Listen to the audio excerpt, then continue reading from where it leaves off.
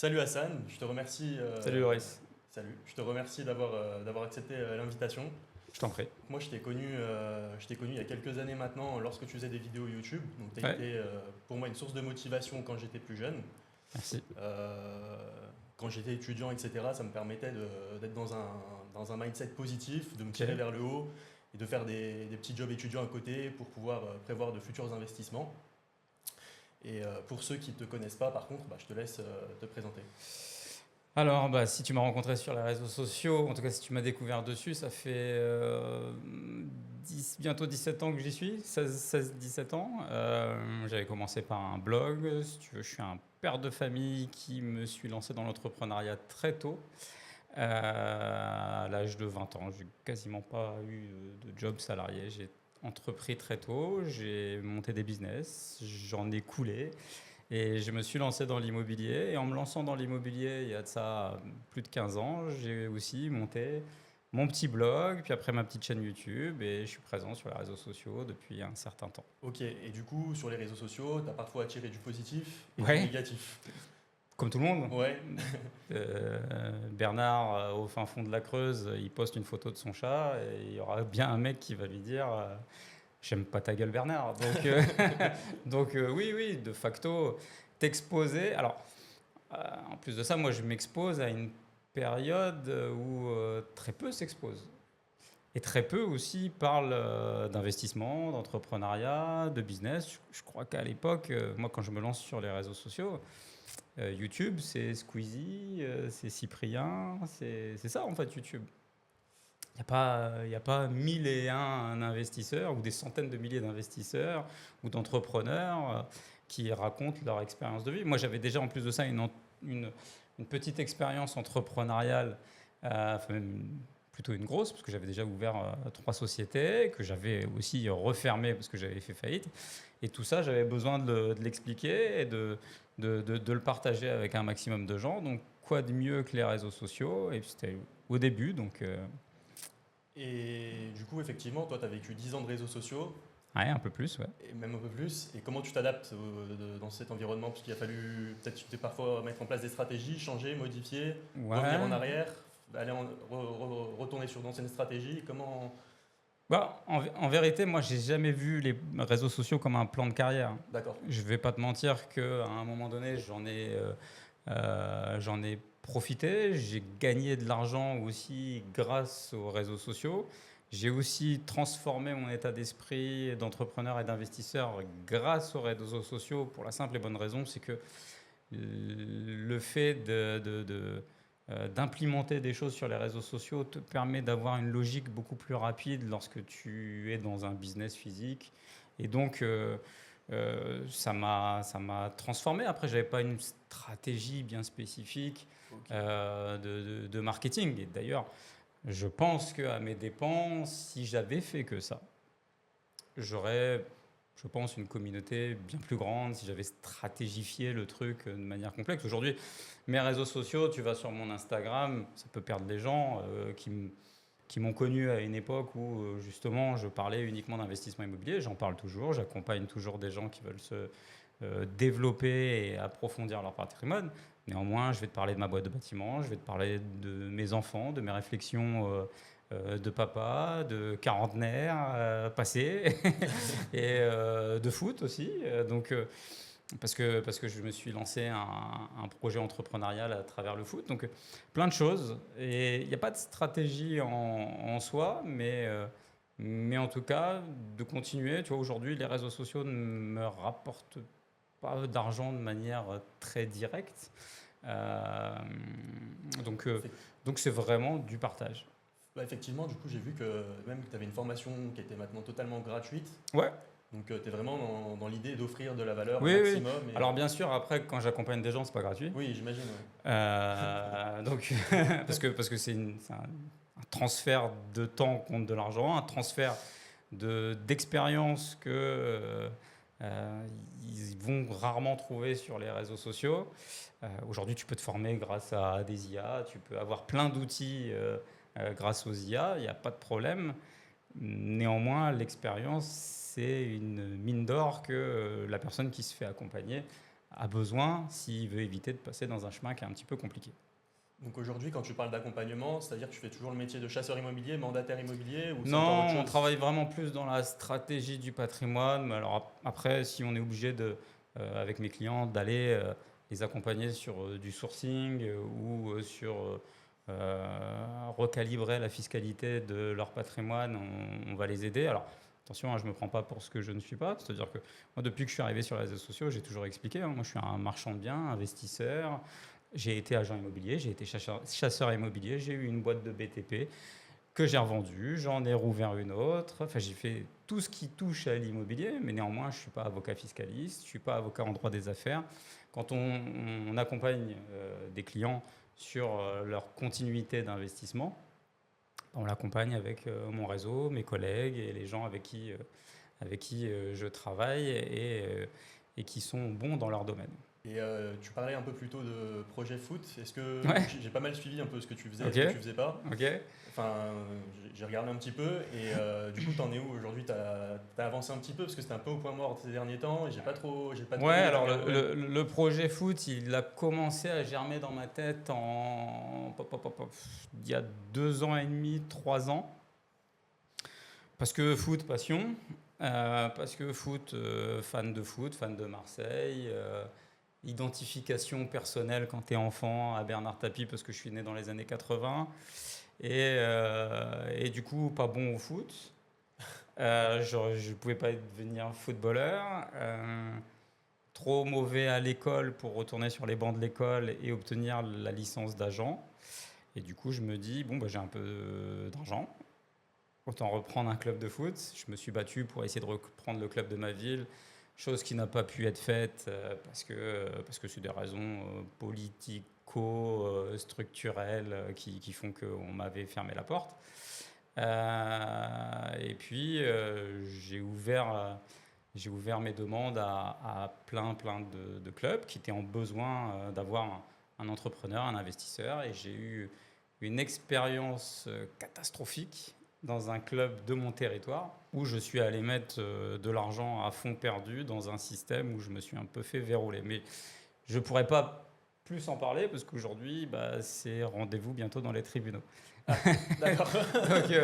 Donc, je ne vais pas m'étendre là-dessus, mais voilà, c'est pas pour autant que justement je suis très content d'avoir vécu le pire à travers cette expérience entrepreneuriale et foot, parce que ça m'a permis de comprendre des choses que j'avais pas compris au préalable. Et aujourd'hui, je suis en discussion avec des clubs d'un niveau bien au-dessus, d'une structuration bien au-dessus. Mais si j'y arrive pas, bah, je passerai mon chemin et je ferai autre chose. Mais je ne regrette pas de m'être lancé dans ce projet qui est entre la passion débordante et déraisonnée et il y a un fond d'entrepreneuriat quand même. Justement, tu parlais du marchand de biens Ouais, juste avant. Ça, c'est une activité que tu as toujours. toujours. Je fais toujours. Alors, beaucoup moins qu'à une certaine époque et aussi par la simple et bonne raison, c'est que les marchés sont un peu plus compliqués. Et puis aussi parce que j'ai aussi moins besoin de générer des flux comme quand tu te lances. Moi, je démarre avec rien, donc forcément, il fallait faire beaucoup au début. Et donc, j'ai une vie un peu plus paisible et un petit peu plus douce aujourd'hui. Donc, mais je fais toujours mon nombre d'opérations suffisant pour bien vivre. Justement, moi, je suis un peu dans le début Ouais. de marchand de biens. Je me lance, je fais ma première opération. Et quelle serait Courage. Merci. J'en ai besoin. Ouais. Je comprends ce que tu disais quand tu disais que l'immobilier, c'était du stress. Quand tu Ouais, commences à ouais, rentrer c'est sur du des stress. opérations Alors, marchandes, c'est un peu plus stressant que sur du locatif, je trouve. Enfin, personnellement, je le vis. bah, tu as plus de responsabilités. Alors, Tout à je sais fait. plus si tu te lances officiellement, ça veut dire que tu te lances en structure. Oui. Donc de facto, il y a quand même une donnée qu'on oublie, et pourtant je me suis tué à le dire pendant 16 ans sur les réseaux sociaux, mais l'immobilier, c'est du droit, et l'immobilier, c'est de la confrontation entre des êtres humains, et à un moment donné, cette friction entre la confrontation des êtres humains et un deal financier, parfois t'amène aussi à du juridique. Et cette notion du juridique, du litige, voire du procès avec tout un tas de personnes avec qui tu traites, à un moment donné, il faut aussi l'intégrer. Donc oui, ça correspond à cette notion aussi un petit peu de stress, puis de stress parce que peut-être tu as fait un prêt bancaire qui est pas le même qu'un prêt traditionnel lorsque tu vas acheter un bien en location. Là, tu vas avoir un prêt in fine de 24 ou 36 mois maximum. Et donc, il va falloir le rembourser vite. Ouais. Il ne faut pas te planter, quoi. Exactement. Ça fait partie du projet. Et quels seraient 3 conseils que tu donnerais à un marchand de biens débutant, à part bien s'accrocher, être bien... Bah, avant d'être marchand de biens, déjà, je te dirais déjà, fais quand même des opérations d'investisseur, habitue-toi, même si tu as acheté ta résidence principale et puis que tu t'es amusé à la vendre avec peut-être une plus-value, donc tu génères une petite sensibilité avec ça. Deuxième conseil qui est peut-être un peu différenciant de ce que tu pourrais entendre sur les réseaux sociaux, je vois trop de mecs aller dans des clubs immobiliers, dans des clubs d'affaires, des machins, et s'associer avec des types qui ne se connaissent pas. Et Dieu sait si ça existe. Moi, je faisais des séminaires dans les belles années de l'immobilier, en tout cas en ce qui concerne ma génération, où les mecs après se réunissaient, faisaient des clubs, des apéros, des machins, des ceci, des cela. Ils ne se connaissent pas, ils s'associent entre eux. Ils s'associent aussi parfois mal, sans impact d'actionnaire, sans quelque chose de bordé par des avocats. Et puis souvent, ça termine mal. Donc, fais tes opérations seul ou à la rigueur avec ton conjoint ou ta conjointe, et de la trésorerie de côté. Sois sûr de ton opération. Et le conseil ultime, je te dirais, est l'acquéreur avant d'avoir le bien. C'est l'idéal. C'est le système magique. Ouais. C'est le système magique du marchand de biens. Ce qui est moins présent aujourd'hui. Parce que au niveau national, le marché se tend. Il y a un dicton qui te dit quand l'immobilier va, tout va. Et aujourd'hui, l'immobilier ne va pas. Il faut l'entendre, il faut l'accepter. Même si ça ne doit pas décourager, parce que c'est cyclique, il y a des bulles, il y a des hausses, il y a des baisses. Ça a toujours été le cas. Dieu merci que j'ai investi du patrimoine depuis pas mal d'années. Et c'est important aussi, je pense, de ne pas se focaliser uniquement que sur cette activité de marchand de biens parce qu'elle est volatile. Ok, intéressant. Et justement, ouais, tu parlais des clubs et tout ça. Toi, ça t'a jamais titillé l'esprit de vouloir en faire un ou de... D'en créer un pour mes clients ? Tout à fait. Non. Ok. Non, j'ai monté des opérations avec des clients. C'est pas forcément très très bien passé. Parce que je pense que quand tu t'associes surtout avec quelqu'un, il faut que il y ait un gagnant-gagnant dans l'histoire. C'est-à-dire que moi, j'étais celui qui source, celui qui apporte l'argent, celui qui fait le travail. Donc au final, tu fais rentrer avec toi dans une structure des gens qui sont là, qui ont posé un peu d'argent et puis qui attendent que la magie s'opère. Et parfois, après coup, ça se passe même pas comme on voulait dans la relation commerciale. Donc non, j'ai vu des clients à moi dans mes séminaires et autres accompagnements que je pouvais faire, trouver une affinité entre eux et s'associer. Après, c'est pas à moi de dire que je préconise ou je préconise pas, mais j'ai vu beaucoup de gens souffrir aussi d'associations rapides. Intéressant, tu parlais des séminaires. Juste pour l'anecdote, moi j'ai participé à tes séminaires, je crois que c'était celui où tu avais le costard rouge. Ouais. Donc c'est vieux. C'est vieux. Et j'avais voulu faire un truc à la Dan Lok. Je sais pas si les gens connaissent Dan Lok. Tu connais pas ? Non. C'est un gros infopreneur, entrepreneur américain. Et en fait, il était toujours en costume rouge et c'est ce qui faisait son personal brand. Mais le costume rouge avait marqué. À l'époque, il avait marqué les esprits. C'était un costume pas de marque du tout, qui me tenait chaud, qui était complètement mal taillé. Mais ouais, pour l'ambiance, ouais, c'était... Et c'est un séminaire qui s'est très mal passé. À l'époque, il s'était très très mal passé. Je me rappelle qu'il y avait eu à la fin un petit... Ah ouais, il y avait un débat. Mais quelque part, après coup, je comprends en fait le débat. Je comprends le débat parce qu'en fait, dans ce séminaire...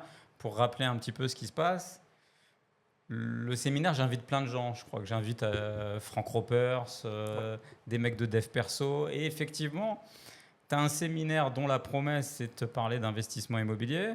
Néanmoins, il ne faut pas oublier la partie quand même mindset qui est importante pour savoir si tu es capable de te lancer, si tu es capable de, tu as parlé tout à l'heure de stress, de supporter la pression, etc. Donc, en fait, le séminaire, la manière dont il est fait, toute l'après-midi, elle va être consacrée à l'immobilier, sauf que le matin, il est consacré qu'au mindset. Et du coup, tu as des mecs de dev perso qui sont dans le séminaire, qui font lever les bras aux gens, danser, tu vois, les trucs classiques dans les séminaires un petit peu dev perso.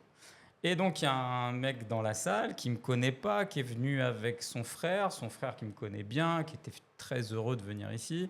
Mais ça commence mal déjà, il n'avait pas ses places. Et à l'entrée, on lui vend quand même une place alors que le séminaire est plein. Donc, il vient un peu au cul du camion, il ne sait pas ce qu'il fait là, il vient pour son frère. Et puis, effectivement, la promesse, on lui dit, viens, c'est un séminaire immobilier. Et lui, il se retrouve à lever les mains. à lever les mains et à dire, je suis un winner. Donc, je comprends qu'ils ne comprennent pas. Et en fait, ça a été un gros challenge dans ma vie parce que moi, je suis là, je fais le beau gosse avec mon costume trop serré et mal coupé. Et tu as un mec qui lève la main et puis il dit, excuse-moi, mais qu'est-ce que c'est que ce séminaire de merde? Il dit un truc un peu dans le genre. Hein. En tout cas, moi, c'est comme ça que je le prends. C'est comme ça que c'est plus ou moins comme ça que c'est passé. Et si tu veux, en fait, tu sais, comme t'as un coup de nerf ou je sais pas, t'as un truc instinctif, t'as ton champ de vision qui se rétrécit et puis tu vois que lui. Et donc, je dis, explique-toi. Puis je commence un peu à débattre. Et en fait, juste à côté de lui, t'as toute la rangée qui lève la main, qui dit... C'est vrai que c'est de la merde. Je sais pas si tu te souviens, mais... Je crois pas que c'est toute la rangée. En tout cas, moi, je vois les 4-5 mecs à côté de lui qui disent c'est vrai que c'est pourri, c'est de la merde et machin. Oh, je dis merde. Là, ça commence à être chaud, ça commence à être challengeant. Et puis au final, comme dans tout, en fait, comme sur les réseaux sociaux, tu vas avoir des mecs qui adorent et des mecs qui détestent. Et puis, j'essaie de défendre mon truc et mon beefsteak. Et puis au final, dans la salle, tu as des gens qui disent mais attends, calme-toi, c'est bien, si t'es pas content, va-t'en. Et puis ça se calme. Et puis après, je le vois, je crois, à l'entracte. Et puis je discute avec lui et je comprends que il me connaît pas, il aime pas l'immobilier, il sait pas ce qu'il fait ici. Voilà, donc... Mais c'était super challengeant, ce truc-là. En plus, je crois que c'est le séminaire, mais il y a eu plus de monde. Je crois qu'on était un peu plus de 300 personnes. Je faisais des séminaires tous les 6 mois à plus de 300 personnes à peu près. C'était, c'était... À l'époque, c'était dingue. J'étais Johnny Hallyday. Et du jour au lendemain, j'étais personne. Pourquoi ça s'est arrêté tout ça? Aucune idée, je t'assure, aucune idée. Je sais pas, mais je pense que pour les mecs de mon époque, ça s'est arrêté du jour au lendemain. Je crois avoir entendu dans une interview il n'y a pas longtemps Cédric Anissette où pour lui aussi ça s'est entre guillemets tu as un coup d'arrêt comme ça du jour au lendemain. Pourtant lui ses séminaires c'était 3000 personnes qui étaient la rat race, etc. C'est une usine à gaz le truc. Et je pense qu'il y a eu un renouveau, peut-être aussi des mecs comme nous qui n'ont pas su s'adapter. Puis après des mecs comme moi des mecs de ma génération qui m'ont suivi à 30 ans, ils ont fait leurs aventures d'investissement, leurs aventures immobilières, et puis ils se sont un peu déconnectés, tu vois, de ça, puisqu'ils ont éprouvé le terrain. Donc, est-ce qu'ils ont eu besoin après de revenir? Et puis après, moi, mon discours, c'était très difficile d'être de plus en plus adaptable et de discuter sur des primo-accédants. Je ne pouvais pas refaire des vidéos sur lesquelles tu m'as peut-être rencontré en prenant mon paperboard derrière moi en disant « Alors, achetez un bien immobilier si vous faites 10%. » Et pourtant, si j'avais fait ça avec des Reels aujourd'hui, j'aurais fait des centaines de milliers de vues parce que la nouvelle génération ne connaît pas ça. Donc tu penses que c'est quelque chose qui marcherait encore aujourd'hui? Oui, parce que je l'ai vu, je dis une bêtise, avec un garçon charmant qui s'appelle Timothée Moirou, qui est arrivé sur les réseaux sociaux, qui a refait globalement, qui a redit ce qui a été dit, ou même des comptes d'investisseurs immobiliers, de marchands de biens, de gens qui vont te parler d'immobilier. Globalement, tu réinventes pas la roue, tu redis la même chose. C'est pas parce que tu vas me parler de logement atypique que c'est un truc extraordinaire. C'est pas parce que tu vas me parler avec un nom américain d'une style de conciergerie que tu as transformé l'immobilier. l'immobilier, le mécanisme de l'immobilier, il est le même. Les lois ont bougé parce que l'immobilier est un droit vivant, mais néanmoins, le fait d'attirer aussi, en plus de ça, à travers les réseaux sociaux et le marketing à travers les réseaux sociaux, c'est juste un éternel recommencement. Parce que la promesse de vendre de l'immobilier sur Internet, c'est de dire au mec en face, écoute-moi, fais-moi confiance ou paye-moi, je vais te rendre riche. C'est ça la promesse, pour certains. Et pour certains, c'est devenu un vrai business. Et après, oui, pour recentrer, bon, on a une différence, toi et moi, c'est que toi, tu es père de famille, Ouais. tu as 3 enfants. J'ai 3 enfants. 3 enfants, tu es marié, je Ouais. crois. Et moi, à l'inverse, je suis célibataire sans enfants et du coup, quand on prend des risques, j'ai l'impression que c'est peut-être pas la même chose. Comment tu le vis, toi, tout ça en famille Je sais pas, pour certains, ça peut être un moteur. Ouais. Moi, ça l'a été. Donc, j'ai fait participer mon couple et mes enfants dans mes aventures, sinon, si tu veux. Donc, je me suis pas posé la question, est-ce que c'est grave, est-ce que c'est moins grave, est-ce que je les mets à risque, est-ce que je les mets pas à risque? Ouais, perpétuellement, je les mets à risque, parce que j'ai une appétence à ça, mais parce que la vie est risquée. Sur la vie, elle finit mal, hein. Tu vas mourir. Ouais, Hein. on va mourir. On va mourir. Donc, à minima, tente un maximum de choses. Après, effectivement, bon, tant que il y a des opérations et il y a des coûts immobiliers que je ne pourrais pas faire aujourd'hui et que je ne referai plus. Parce que trop stressant, trop risqué Ouais, trop... parce que trop à perdre. Ok. C'est comme quand tu as 25-30 ans et que tu es capable d'aller te bagarrer avec un mec en bas de chez toi. À 40, 45, tu réfléchis à 2 fois. Tu vois? Donc c'est toujours le même principe. C'est l'âge, la maturité, la réflexion, les besoins qui deviennent un petit peu différents. Moi, j'étais dans une classe sociale de pauvres et de vraiment pauvres. Ah, ça, c'est un point commun par contre. Donc si tu veux, tu as un truc en toi qui fait que T'as envie il d'y faut aller. que je tue tout le monde pour y arriver. Et quand tu y arrives et que tu passes des leviers, ce feu en toi, il se calme un petit peu. Et j'avais besoin de passer par là, j'avais besoin de calmer ce feu en moi. Et c'est comme un boxeur qui veut être champion du monde, mais qui à un moment donné, Tyson reste Tyson, mais tu peux pas le faire remonter sur un ring. On a vu au dernier combat où il est monté. Mais Ouais, mais t'es pas fini, t'es en train de reprendre un club de non, foot. non. Mais justement, je cherchais le truc Le challenge. qui allait réveiller en moi ce que j'avais à l'intérieur de moi à mes 20 piges. C'est-à-dire que là, quand si je le trouve ou je le trouve pas, mais si je trouve le bon club, le bon environnement, le bon endroit, et que j'évite naïvement de me faire de nouveau avoir. Parce que ce qui est quand même phénoménal, c'est que, je fais juste la parenthèse, j'ai toujours été précautionneux sur mes affaires, toujours peu confiance en les gens. Et pourtant, là, je me suis fait avoir comme la nana là, qui est passée sur toutes les télés parce qu'elle parlait à un brouteur, je sais plus, au Nigeria ou autre, et elle croyait faire l'amour avec Brad Pitt. Et, et ben, moi, je me suis retrouvé limite dans cette situation à être un béni oui-oui qui disait oui à tout le monde et qui faisait confiance en tout. Mais je me dis que là, si je retrouve le challenge qu'il faut, ouais, en termes de détermination, je pense que je pense que je revivrai un truc fort.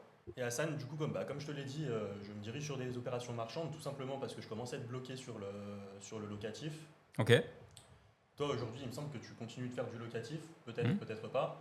Est-ce que tu es passé par un stade où les banques ne voulaient plus trop te prêter en... Très vite, et c'est très vite le problème de tout investisseur qui a soit un salaire, soit une activité commerciale et que son locatif, en tout cas ses revenus fonciers, commencent à être supérieurs à ses rentrées d'argent personnelles, entre guillemets, dû à son salariat ou dû à ses activités d'entreprise.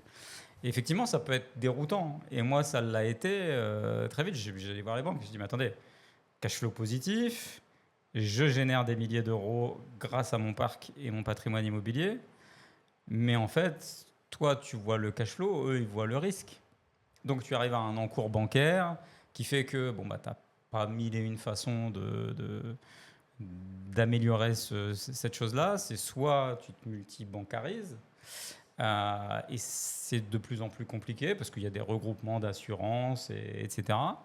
Et puis, il n'empêche qu'il y a des vérifications dans des autres banques, de ton patrimoine, de ton parc. Aujourd'hui, avec des sites comme Papers, c'est aussi facile de vérifier la structure et les encours et tu peux moins cacher les choses, entre guillemets, que ce que tu pouvais faire avant, quand tu faisais une doublette, une triplette, etc. Donc il y a ça. Mais il y a un système très simple. C'est ce que tu fais là par ton activité de marchand, c'est de développer des ressources de revenus. Des sources de revenus, pardon. Et c'est ça, c'est d'aller chercher du cash, de refinancement. Après, tu refais financer tes anciens biens ou tu refais financer... Pas forcément, c'est-à-dire que je dis une bêtise. Parce que les anciens biens, si on les refait financer au bout de 10 ans, quelque chose comme ça, ils peuvent être un peu amortis, dégager du cash de cette manière. Est-ce que c'est quelque chose qui... Oui, ça peut être une éventualité. Mais c'est surtout que si aujourd'hui tu es bloqué par les banques, c'est parce que tu as un encours. Oui, je suis bloqué. Tu as un encours qui est trop grand. Ouais. Donc, soit tu vas faire 4-5 opérations immobilières qui vont tuer cet encours, soit sur ton parc immobilier que tu as là, tu vas arbitrer. Tout à fait. Et tu vas te dire, bon ben voilà, ce bâtiment-là, je l'ai depuis 7 ans. Si je le revends, je vais pouvoir dégager une plus-value. Et puis en même temps donné, j'ai suffisamment amorti, suffisamment utilisé l'effet de levier fiscal qui était à l'intérieur, qui fait qu'aujourd'hui, bon, je peux m'en séparer. Et puis en plus, tu as la fameuse transition des 7 à 10 ans qui fait que sinon, là, il faut refaire un peu de travaux, des machins, des ceci, cela. Donc parfois, c'est bien aussi de le vendre. Et puis donc, tu t'allèges quelque part de ton prêt et de ta sortie immobilière, ce qui fait que tu permets d'avoir un refinancement sur un nouveau projet que tu peux faire, avec en plus de ça une expérience qui est un peu plus affinée, un peu plus aiguisée. Et puis en fait, c'est de la rotation, tout simplement. Ton parc immobilier, il ne doit pas être stable et défini à vie. Ta fiscalité, elle ne l'est pas. Les lois immobilières avec lesquelles on compose, elles sont de manière permanente changeantes. Les gouvernements se succèdent et les lois aussi changent. Donc, il faut s'adapter de manière perpétuelle. Et aujourd'hui, du coup, toi, tu t'es concentré sur le marchand un temps, tu es repassé sur le locatif. Non. Ah non. Non. Ah non. Mais justement, enfin, c'est un mec qui fait que du marchand. Oui. Allez, il génère, soyons fous, on est sur Internet. Il génère 1 million d'euros de chiffre d'affaires par an. C'est formidable. Il a que des marges à 35-40%. C'est des dieux sur Internet. C'est fantastique. 1 million de chiffre d'affaires. Derrière, il paye ses impôts, machin. Allez, il lui reste 500 000. Et on fait quoi? Il vit avec ça. Non, mais il va vivre avec 100 000 balles. Allez, admettons. Il a un train de vie qui est globalement sympa. Il lui reste 400 000. Qu'est-ce qu'il en fait? Il rachète des opérations marchandes ou à un moment donné aussi, il va se sécuriser, il va le placer. Lui qui a une appétence avec l'immobilier, avec des achats, avec des reventes. À un moment donné, il va aussi le mettre en apport et puis faire un placement et faire aussi un achat immobilier qui va lui ramener des flux financiers à un moment donné. Donc, moi, je ne me suis jamais dit, d'une part, il y a le locatif, c'est deux activités qui sont annexes, mais qui sont connexes. Il y a le locatif et puis il y a le marchand de biens. C'est pas tu fais l'un ou tu fais l'autre. Tu fais les deux. Moi, c'est une activité commerciale, mon activité marchand de biens. Je n'ai pas que celle-ci. J'ai ma boîte de bâtiment, je fais du consulting. J'ai d'autres activités qui font que j'ai des sources de revenus. Mais ces sources de revenus, à un moment donné, elles te permettent de vivre, de faire fonctionner ton foyer, mais aussi elles te permettent d'être réinvesti. Je ne suis pas bon dans la crypto. Je suis pas bon, hormis sur du Bitcoin, mais il ne faut pas être un génie pour acheter du Bitcoin. Je ne suis pas bon dans la bourse et j'ai un problème avec ce levier-là qui est la bourse. Je sais faire que de l'immobilier. Et c'est le placement que je préfère. J'ai vraiment une appétence pour ça. J'aime la pierre, j'aime l'architecture, j'aime aussi ce que ça en génère. Donc je le mets là-dedans. J'aime pas les PEA, j'aime pas les PER, j'aime pas les assurances-vie. Et je sais faire plus de 10-15% de rentabilité avec mon locatif. Pourquoi je m'en priverais? Justement, tu parlais des marges de marchands. Tu disais que tout le monde faisait des marges de 30%, 35% sur Internet. Oh bah, j'ai même vu plus, ça, même 200%, ouais, même 300%. Il n'y a plus de limite. Moi, j'ai fait une fois dans ma vie un coup exceptionnel. Mais un coup incroyable. une fois dans ma vie. Donc c'est à Sur, 30%. non, je crois que c'était 500% de rentabilité. Mais c'était un truc incroyable. Mais tu le fais une fois dans ta vie. Ou pas, ou deux. Après, il y a aussi le petit facteur chance que tu provoques aussi, patati patata. Mais mine de rien, la moyenne marchande, c'est 15%. C'est là où je voulais en venir, c'est que moi je suis sur une affaire marchande. Ouais. Comme je te disais, ma première, Hmm. elle n'est pas de 30% à la marge, elle est plus de 15%. Non, je suis et autour puis de 15. alors, soit je suis très mauvais, Ouais. et c'est pour On ça est deux. qu'aujourd'hui, les clients préfèrent aller voir, entre guillemets, les gens issus des réseaux sociaux préfèrent aller voir, et de tout temps, et c'est normal, le mec qui va te monter une belle voiture, qui va te montrer une belle villa, qui va te montrer un lifestyle qui est vachement sympa, plutôt que le mec qui va te dire, tu vas acheter 100, tu vas avoir des problèmes juridiques, de stress et financiers, tu vas revendre 115, sur les 115, il va te rester 7005. Ben, casse-toi. Et derrière, sur les 7005, tu auras peut-être un redressement fiscal et peut-être aussi un procès. Parce que c'est comme ça, c'est la réglementation du marchand de biens. Néanmoins, oui, tu peux en vivre, tu peux gagner de l'argent à travers cette activité. C'est pas une activité qui est simple. C'est pas juste une activité, tu as dégoté, tu as bien sourcé et tu vas bien vendre. C'est plus complexe que ça. Mais encore une fois, moi, les plus grosses marges que j'ai fait, c'est une fois j'ai fait un coup indécent, comme ce que je t'ai dit là. Mais globalement, mes moyennes, elles allaient à 15 à 25%. Ok. Pas plus. Pas plus. Mais c'est des gros montants après, par contre. Tu vois, On peut aussi aller chercher des plus gros montants, c'est ça qui est intéressant avec le marchand. Enfin, ce qui est intéressant avec le marchand, c'est que effectivement, tu peux aussi aller chercher sans de levée bancaire. Encore une fois, c'est ce que je te disais tout à l'heure. Si tu es un marchand qui a l'effet de levier humain et tout un tas de réseaux de mecs qui cherchent et qui sourcent des biens et que tu leur as trouvé, tu n'es pas forcément obligé de faire de la levée bancaire, hein. Tu peux faire des ventes à terme qui te permettent un enrichissement sans avoir pris un risque bancaire.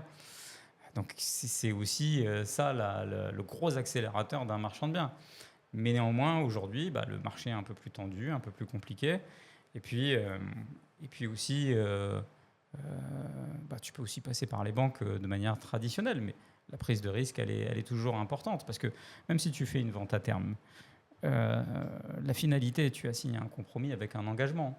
Tout à fait. Tu as un engagement qui fait que si tu te plantes, tu achètes un bien à 1 million d'euros, que tu n'as pas un caillou en poche et que tu n'as pas trouvé l'acheteur par la suite, il va falloir quand même donner 100 000 balles au vendeur. C'est vrai. Voilà, donc oui, c'est une activité à risque. Et c'est une activité aussi qui est corrélée avec cette temporalité. Soit de ton crédit in fine, soit aussi par la réglementation des frais marchands que tu as pu avoir. C'est-à-dire que si tu achètes un bien et que tu mets plus de 5 ans à le revendre, tu as une requalification de tes frais. Donc pour toutes ces raisons-là, c'est une activité sur laquelle il faut être quand même assez dynamique. Tout à fait. Et on parlait des différents types de financement. Est-ce que toi, tu as déjà eu recours au crowdfunding pour financer une opération marchande? Jamais? Jamais. Parce que ça Crowdfunding, j'ai fait une opération avec des clients. Ok.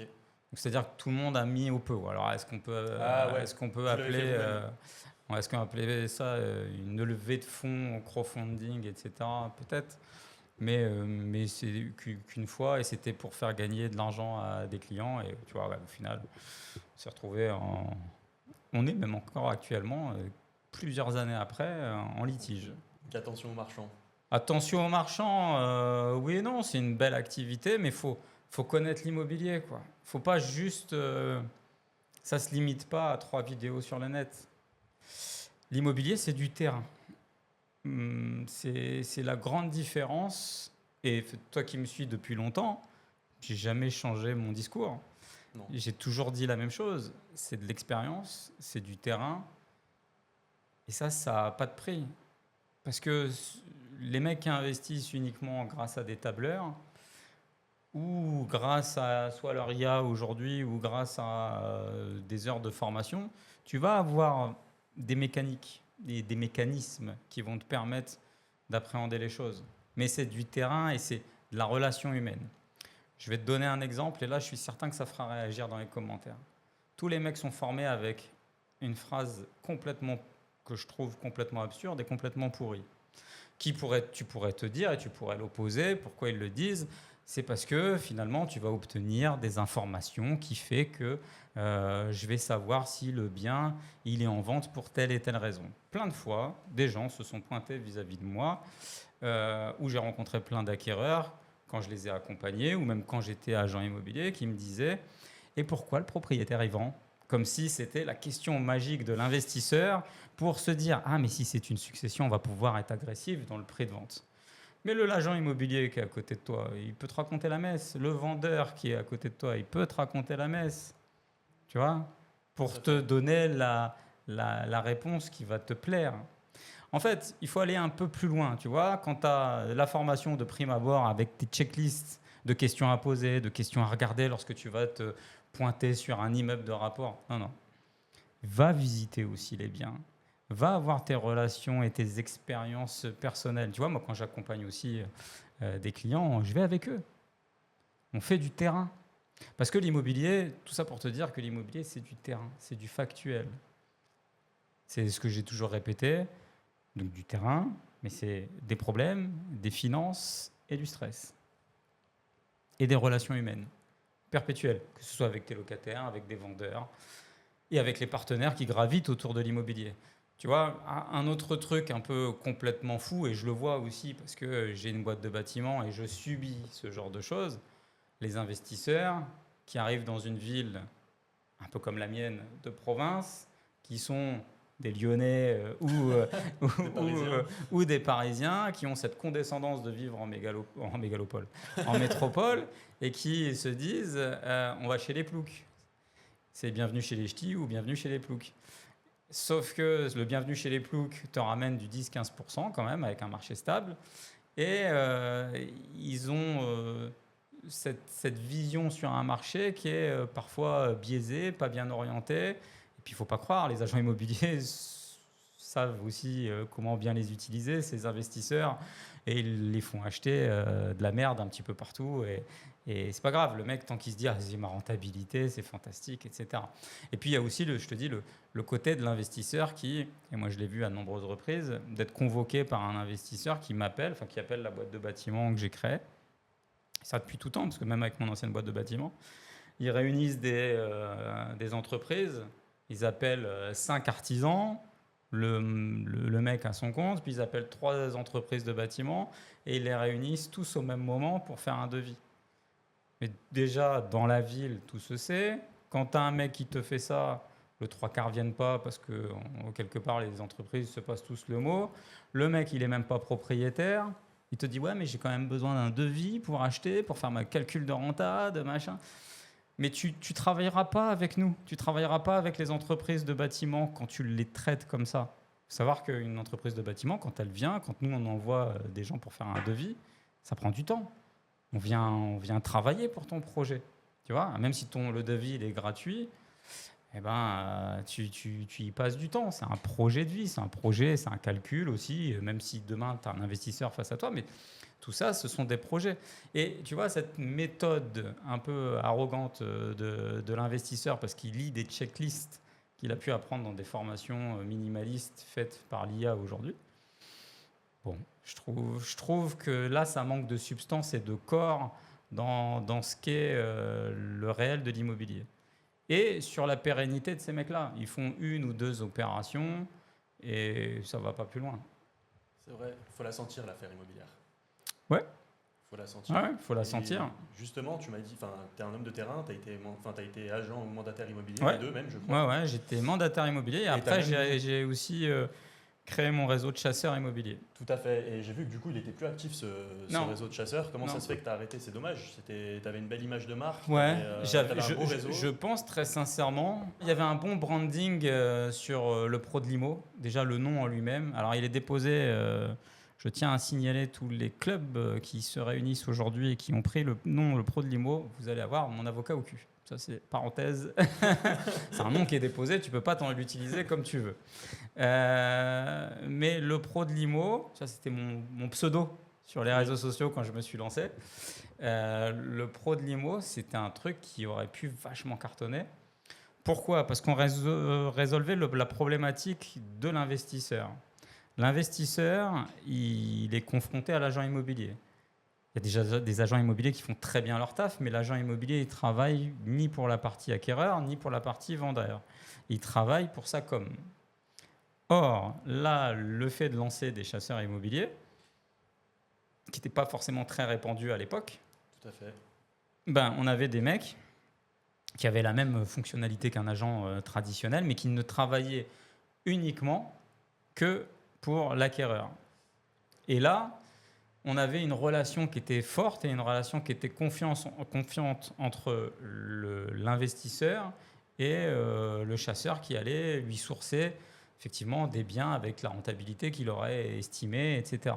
Et là, il y avait des vrais enjeux de négociation. Parce que je pense que ça t'est arrivé à de nombreuses reprises de passer par un agent, tu as un bien à 500 000 euros et tu dis, bon, par contre, là, le bien, le marché, l'état, le truc, machin, ceci, cela, je vous en propose 320. Ok, l'agent, il te dit, ah ouais, mais j'ai rentré le mandat, Michel, il va m'allumer, c'est pas possible, etc. Donc, qu'est-ce qu'il fait ? Il te dit, oui, oui, j'ai passé l'offre. Aucune vérification s'il a passé l'offre. Et donc, le bien te passe sous les mains. Nous, les chasseurs que j'avais recrutés et qui travaillaient au sein de Prodimo, ils te passaient l'offre. Parce que on travaille pour l'acquéreur. Et tout ça pour te dire que je ne sais pas pourquoi, ça n'a jamais pris, je n'ai jamais trouvé le temps, l'énergie. Il n'y a jamais eu le truc en moi qui a fait que je m'acharne sur cette structure et cette société. Peut-être qu'à ce moment-là, j'aurais dû m'ouvrir les portes avec, là pour le coup, des levées de fonds, des financeurs, des investisseurs qui auraient pu permettre de faire la bascule. Mais à cette époque-là, j'avais déjà trop de boîtes, trop de projets. J'étais sur des opérations multiples marchandes. J'avais ma boîte de bâtiment à l'époque, elle faisait des millions d'euros de chiffre d'affaires. Je sais pas, ça n'a pas pris. Donc, à un moment donné, c'est pareil. Parce que tu es quand même monté à au moins une petite dizaine, même peut-être plus. Ah non, on était au max, on est monté à 35 négos. Ah oui, quand même. Ouais, 35 négos, un peu partout en France. On en avait en Marseille, on en avait chez toi, à Lyon. On en avait partout et c'était plutôt pas mal. Et je pense que c'est un business model qu'on aurait pu monter à plus haut. Donc je laisse quand même une annonce. Si un jour quelqu'un veut se rapprocher de moi pour relancer la boîte, le Pro de l'IMO, un branding fort, une image forte, je pense qu'il y a un truc à faire. Je suis ouvert là aux discussions. Mais de tout seul, moi aujourd'hui, je l'ai mis en sommeil. Si un jour ou l'autre, ou je crois que je l'ai fermé, je sais plus. Mais si un jour ou l'autre, je relance la marque, pourquoi pas, ouais. C'est peut-être un peu indiscret, tu réponds ou tu réponds pas. Je crois que tu réponds pas habituellement, mais t'en es où aujourd'hui dans ton patrimoine ? Tu veux dire financièrement ? C'est intéressant. Voilà, je t'ai répondu à la question. Okay. En fait, ça peut être un outil marketing. Oui, tout à fait. Et ça a souvent été un outil marketing pour les gens. Ça a souvent été un outil marketing de mensonge pour les autres. Et moi, en fait, j'ai souvent aussi appréhendé le fait que la comparaison n'est jamais bonne. Okay. Et que pour certains, mon patrimoine est ridicule. Parce qu'aujourd'hui, tu as des émissions avec qui veut être mon associé, avec des mecs comme l'Archevêque, où on te parle de milliards, etc., etc. Et puis pour d'autres, il va être indécent. Donc en vérité, je pense très sincèrement que la réalité, c'est de se concentrer à soi-même. Pour la simple et bonne raison, c'est que même moi, j'ai scrollé des choses dans ma vie et je suis tombé sur des mecs de 15-20 ans plus jeunes que moi, avec des sources de revenus à Dubaï, machin, ceci, cela. Et je pense très sincèrement que émotionnellement, c'est pas bon. C'est pas bon de voir des gens qui te disent « Moi, je pèse 5, 10, 100 millions d'euros. » Parce que toi, imagine, ton quotidien aujourd'hui, c'est comment je vais faire pour payer ma fin du mois. Ouais, c'est vrai. Après, ce n'est que mon avis perso. Ce n'est que mon avis perso. Je pense que si tu farfouilles un petit peu, et en plus de ça, il me semble en avoir parlé dans une de mes vidéos, j'ai donné quelques chiffres en fourchette. Maintenant, maintenant aujourd'hui, non, j'en parle plus parce que au début, tu te dis sur les réseaux sociaux, mais tu as besoin. Tu vois, il y a une différence. C'est pas parce que tu exposes ta vie, il y a une grosse différence, c'est là où je veux en venir, entre tout dire et tout montrer. Tu vois? Donc il y a un peu de pudeur aussi sur certaines choses, pudeur aussi pour les gens. J'essaie d'être global dans ma réponse, tu vois, mais je pense que ça apporte pas de vraie plus-value. Et ça, en plus de ça, ça te glorifie pas ou ça te valide pas le formateur. Si demain tu cherches un formateur en te disant ah mais lui il pèse tant et machin, je te dis une connerie. Je veux faire du dropshipping, est-ce que je vais aller regarder, et c'est comme ça que les gens fonctionnent pourtant, est-ce que je vais aller regarder le mec le plus technique ou je vais aller regarder Yomi Denzel qui a un patrimoine colossal, etc. etc. Bah, les mecs vont aller voir Yomi parce que il a mis en avant son argent. Voilà. Après, ça dépend comment tu veux être vu, comment tu veux être perçu. Je suis bien installé. Voilà. Conclusion de tout ça. Je suis bien installé. Mais sans en plus de ça, avoir de complexe vis-à-vis d'argent. Moi, je suis un mec qui a vécu sans, qui en a eu, qui en a perdu, qui en a eu, qui en a perdu. Une courbe de Gauss d'un entrepreneur, en fait. Et maintenant, t'en as. Oui, j'en ai, mais en même temps donné, l'argent, c'est volatile. L'argent, c'est volatile. Les prises de risque, elles le sont aussi. J'ai fait 2-3 conneries dans le foot. J'ai perdu 200 000 balles secs. Ça peut paraître pas beaucoup, mais quand tu le perds durement et douloureusement, avec une sorte d'abus de confiance, bah, tu te dis que ça reste quand même une somme que tu aurais pu faire autre chose avec. J'aurais pu m'acheter une belle bagnole avec ça. Et aujourd'hui, j'aurais un sentiment de satisfaction beaucoup plus grand. Donc voilà, si tu en as un jour, tu n'en as pas le lendemain. Pour tous les mecs qui veulent se lancer dans l'entrepreneuriat et dans l'immobilier, de manière généraliste, il faut se dire que c'est pas un sprint. Tu vois? Et moi, ça fait presque 20 ans que je cours.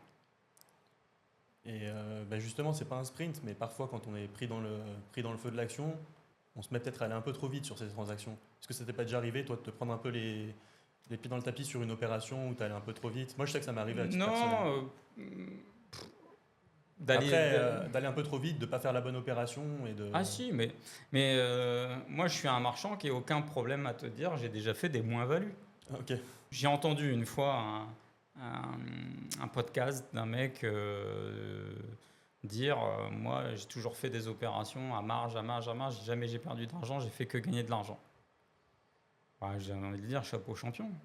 Soit tu es meilleur que moi, tu es un king et tu es un killer, et félicitations à toi, soit tu nous prends pour des truffes.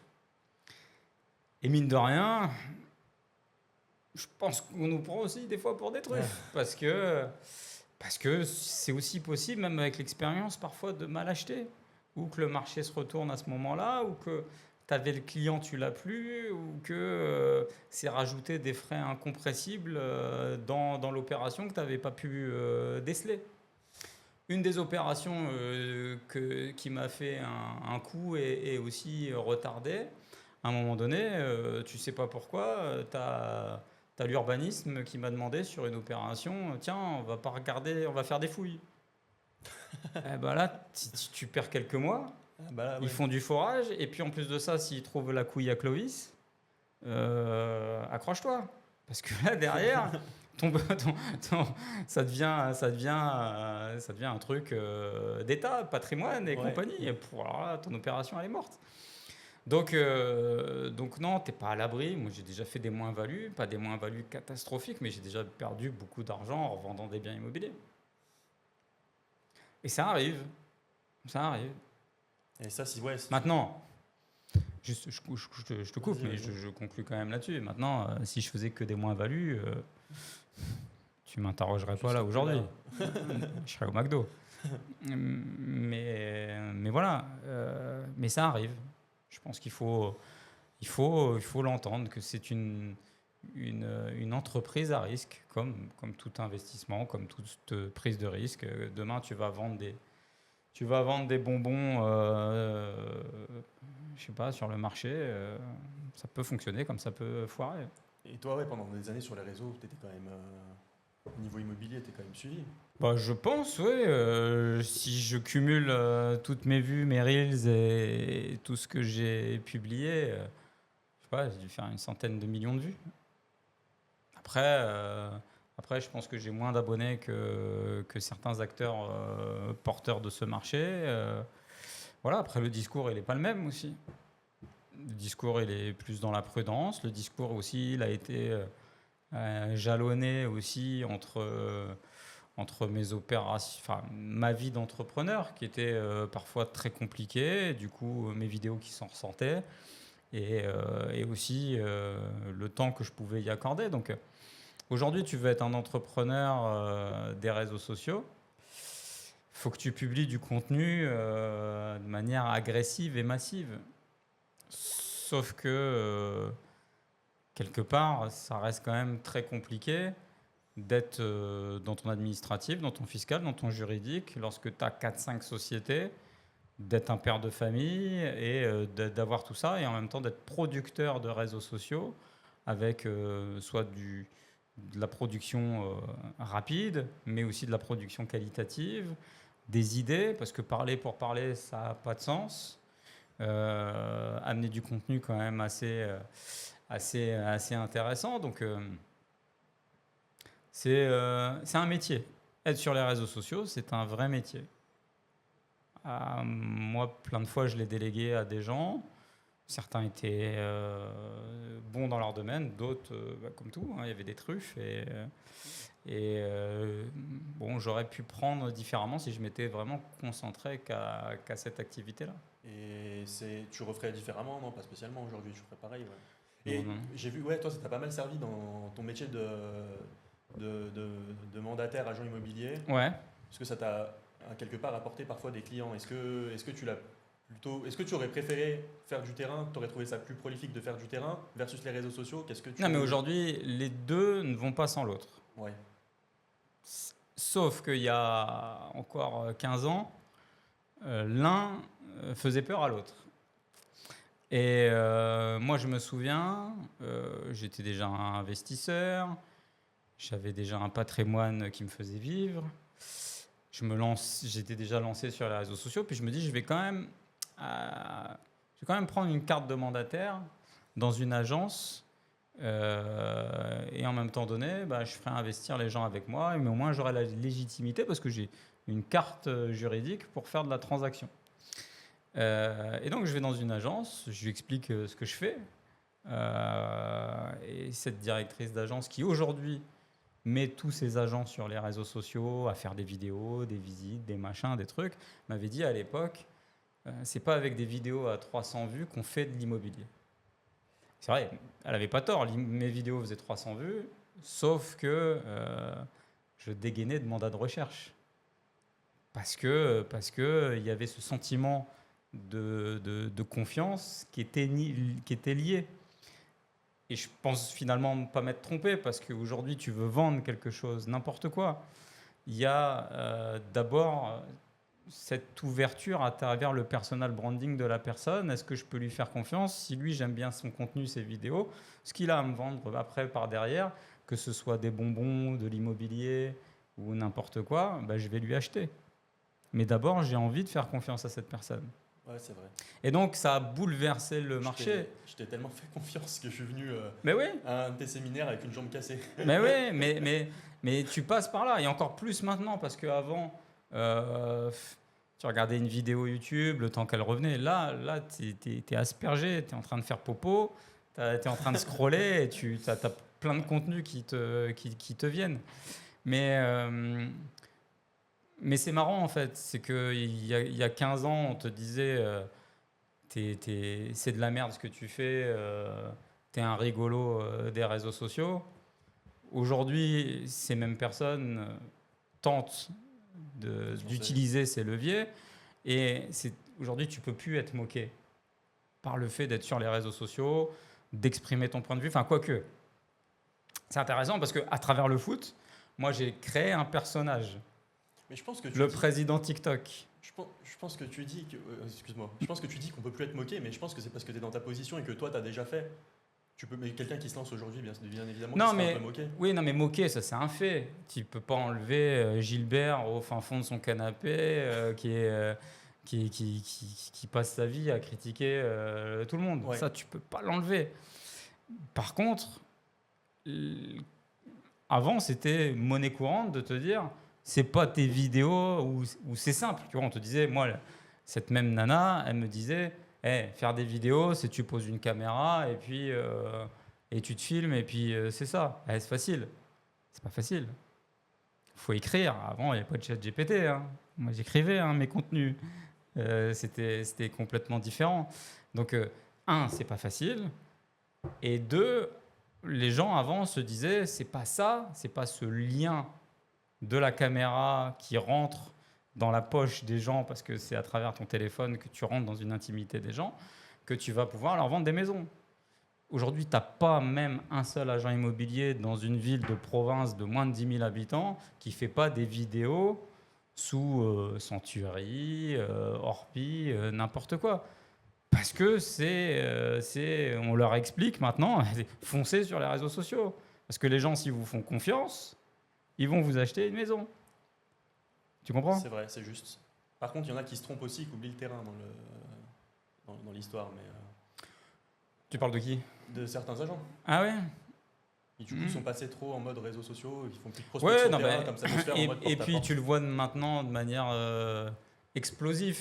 Tout le monde a Netflix aujourd'hui. Je pense que ça passe aussi sur TF1 ou TMC. Les Crêts, ça a été une explosion. Aux États-Unis, ça fait longtemps que c'est une explosion, mais tu as Selling Sunset. Alors là, la limite, c'est des acteurs qui se transforment en agents ou des bimbos qui se transforment en agentes. Après, c'est un autre monde, les États-Unis. C'est un autre levier de communication. Mais néanmoins, tu veux créer de la confiance, quel que soit le truc que tu vends, tu es obligé de rentrer dans l'intimité des gens. Ils t'aiment pas, peu importe. Mais si tu as quelque chose à leur proposer. Mais comme je te dis, ça, je l'ai vu. Aujourd'hui, n'importe qui te dirait quand même qu'il y a un peu de raison.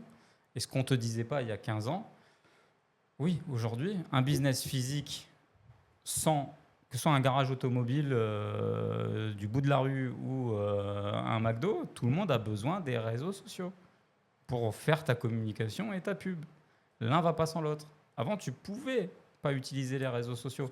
Tu avais du B2B, etc., etc. Il n'y avait pas de problème. Maintenant, on a un besoin d'abord de faire confiance en la personne ou les personnes qui qui font la promotion, on va pas s'emmerder, qui font la promotion de leur marque. Mais tu vois, là où je te dis, où j'ai revécu un petit peu la nouveauté, c'est que j'ai été le premier président d'un club de foot. Ah oui. Un peu semi-amateur, parce que quand je dis semi-amateur, c'est parce que j'avais des mecs sous contrat de travail et ils ne faisaient que du foot. Et d'ailleurs,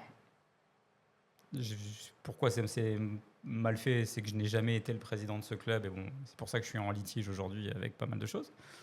Mais le personnage que j'ai créé sur les réseaux sociaux a fait que du jour au lendemain, je me suis retrouvé à faire ce que je faisais plus sur mes réseaux, des 200, 300, 1 million de vues. C'est vrai que ça a explosé. Ça a explosé, c'était fou. Alors, derrière, ça génère de la critique, surtout en plus de ça, moi, dans mon bassin local, nord de la France, industrialisé, pauvre aussi mentalement, avec tout ce qui est nouveau et pas normal. Ce que j'ai connu il y a 15 ans avec l'immobilier, avec une nana dans son agence, elle me disait « Ah là là, faut pas faire ça ». Et là, je l'ai connu avec tous les experts du foot de partout, si tu veux. Et c'était nouveau. Mais par contre, je suis convaincu que ça va ouvrir des portes à plein de gens. C'est un petit peu comme un mec comme Valentin Liénard, qui était un des précurseurs, voire le précurseur d'un joueur amateur, Ah oui, qui filme. qui s'est filmé dans ses vestiaires, dans sa vie, dans son truc, qui a explosé, qui est une célébrité aujourd'hui, parce que les gens ne se rendent pas compte à quel point il est célèbre. Il est peut-être même plus connu pour des gamins que Zidane. Donc c'est ça qui est fou. Et aujourd'hui, tu as tous les joueurs de foot qui voudraient lui ressembler, parce que ça génère des flux, parce que ça génère de l'audience, parce que ça génère de l'argent aussi, hein, nous ne voilons pas la face. Donc voilà, là, d'avoir été précurseur sur le côté président de foot, à travers les réseaux sociaux, c'est pour ça que là, je suis vraiment dans l'activation d'un projet, parce que ça aussi, on va le continuer, on va le perdurer. T'étais pas président du club et t'as pris la présidence. C'est un petit peu c'est un plus délicat, ouais, parce non, que- c'est un peu plus compliqué, sans rentrer dans le détail. Moi, je crée une structure commerciale. C'est une SAS à vocation sportive. Ouais. Elle n'est pas ratifiée en temps et en heure, donc on ne peut pas l'exploiter. Ah ouais. Pourtant, elle est signée en convention entre l'association et la mairie. Était prête à la valider. Parce que ça doit être une convention qui doit être signée en tripartie. Et la FFF ne nous ratifie pas dans les temps impartis. Je demande à devenir... Enfin, vu que j'avais plus de lien et plus de contrôle avec ma SASP, il fallait que j'ai des contrôles ailleurs. Donc je demande à être président de l'association. Et l'association, je suis élu dans un comité directeur qui n'est pas éligible. Du coup, ma présidence à la sous-préfecture n'est pas ratifiée, n'est pas valide. Et puis le jour où je deviens pseudo-président de l'asso, le lendemain, on m'annonce qu'il y a des dettes dans l'asso. Ah ouais. Chose qui, de préalable, n'était pas dealée avec l'ancienne gouvernance et qui a fait que ça s'est très tendu et très crispé et que je me suis aperçu du délire. Et du coup, bon bah voilà, après, j'ai décidé De couper court. ah ouais, de couper net. Ouais. Ça fait partie de... Mais ça fait partie de l'expérience. Ça fait partie de l'expérience. J'ai juste compris que j'étais pas au bon endroit, pas à ma bonne place. Mais par contre, ça m'a permis de voir ce que j'étais en train de monter et de créer. Il y avait un vrai potentiel. C'est dommage s'il n'y a pas de club que tu puisses reprendre parce que ça a l'air d'être assez niché comme marché. Donc c'est assez délicat de trouver le bon club entre guillemets, j'ai l'impression. Alors, il faut trouver le bon club parce que tous les clubs, si je fais une analyse à froid, ma grosse erreur, c'est pas de m'être fait avoir, c'est pas d'avoir une communication atypique qui a gêné le villageois à côté du club où j'ai investi. C'est pas ça en fait. Ce que j'ai fait comme erreur, c'est la précipitation, 2, le manque de juridique, parce que j'aurais dû être un peu plus armé avec les avocats pour me positionner sur le club. Et 3 aussi, tous les clubs n'ont pas l'opportunité d'être amenés là où je veux les amener. C'est-à-dire que moi, je pense, avec mes modestes moyens, de pouvoir amener un club, modeste moyen financier, modeste moyen en temps, d'amener un club en Ligue 3. Là, la saison qui va venir, il y aura Ligue 1, Ligue 2, Ligue 3. Chose que je voyais arriver déjà il y a 2-3 ans et je me suis dit, il y a un truc à faire. Et du coup, ma grosse erreur a été de me positionner sur un club qui n'avait pas la dimension et pas l'outillage nécessaire. J'aurais pu mettre 5 fois, 10 fois ce que j'ai mis dans le club en termes de financement. Ouais. Il n'aurait Ça pas aurait stabilisé la structure pour être à ce positionnement-là. Il faut que ce soit aussi culturel, il faut que ce soit aussi environnemental, il faut qu'il y ait une fanbase, faut qu'il y ait... Et en fait, je parlais de très très loin. Je te dis une bêtise, pour aller sur ce club, je traverse des champs. Tu vois, de ma ville à ce club, je traversais des champs. Je suis allé, là, pour parler avec d'autres clubs où j'arrive dans des environnements économiques qui sont beaucoup plus développés.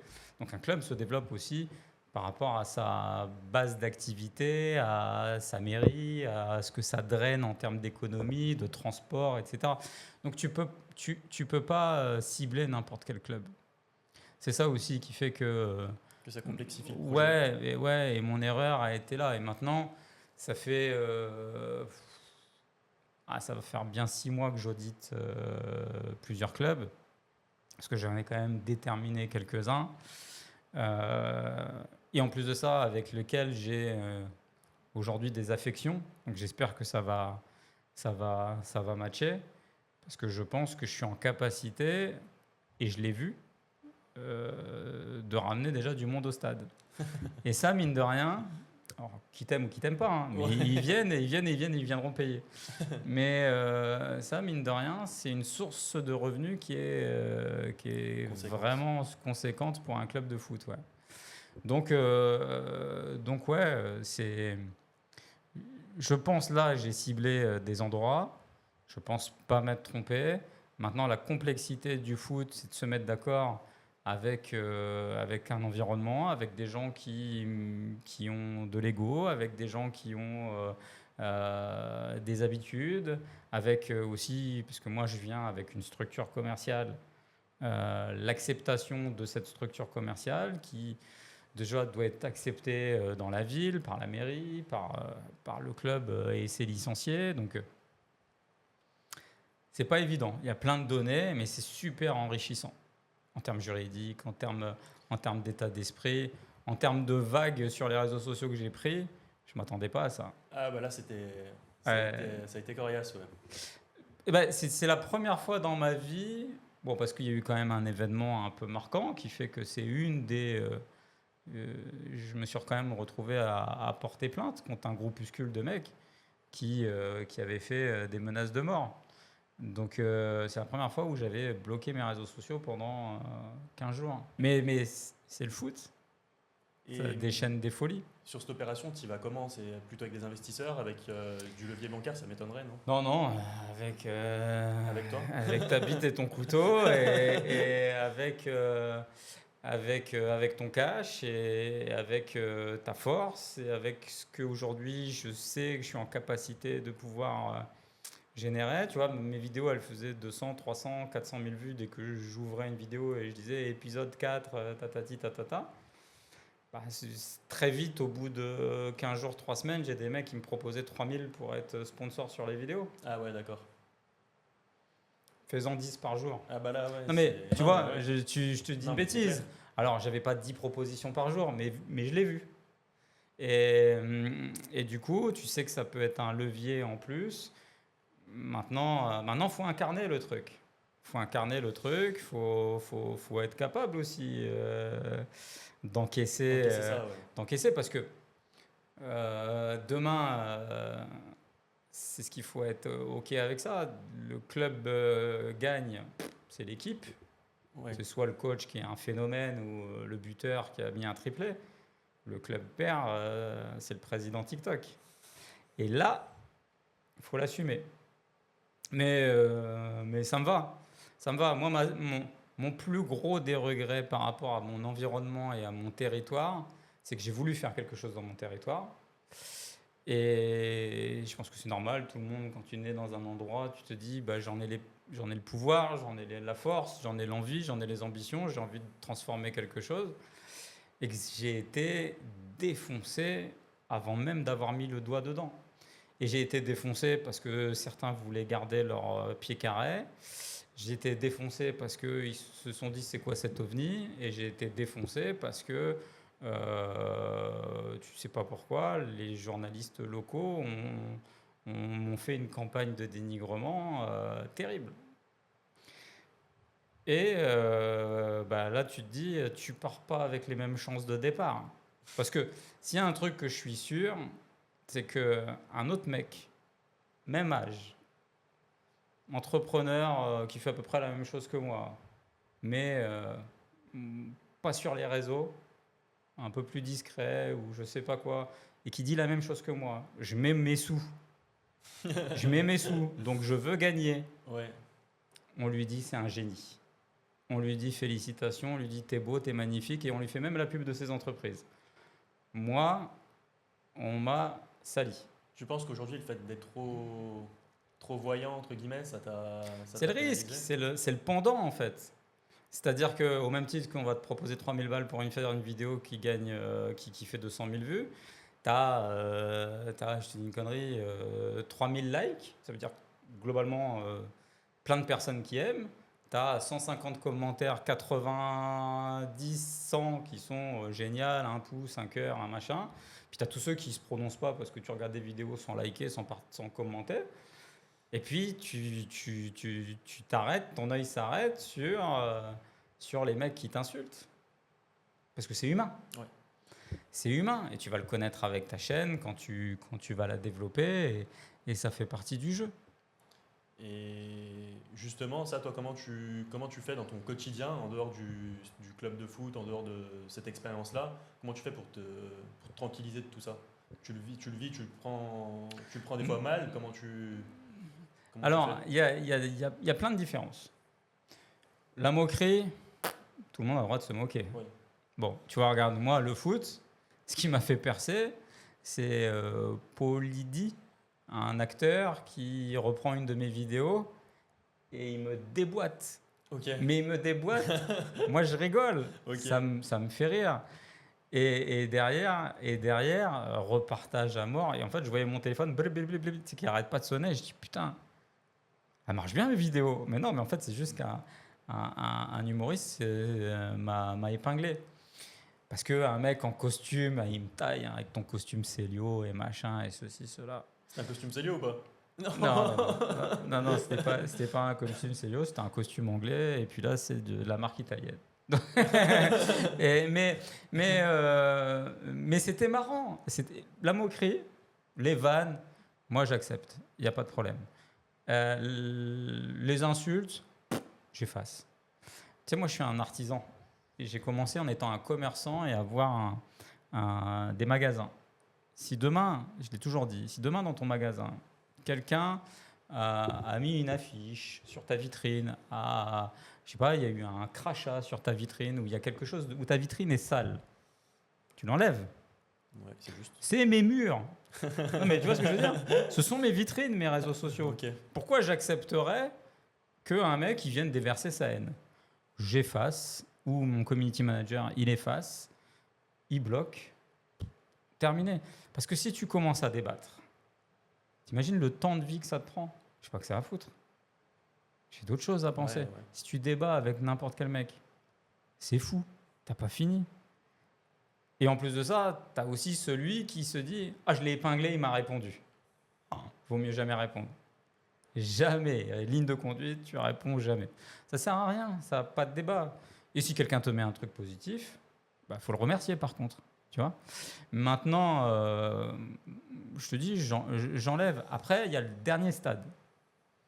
Dénigrement, diffamation. Et la diffamation, c'est pas pareil. Les lois ont changé et je peux te dire que j'ai fait condamner déjà pas mal de personnes. Bon, puis après, le dernier stade, au-delà de la diffamation, c'est les menaces de mort.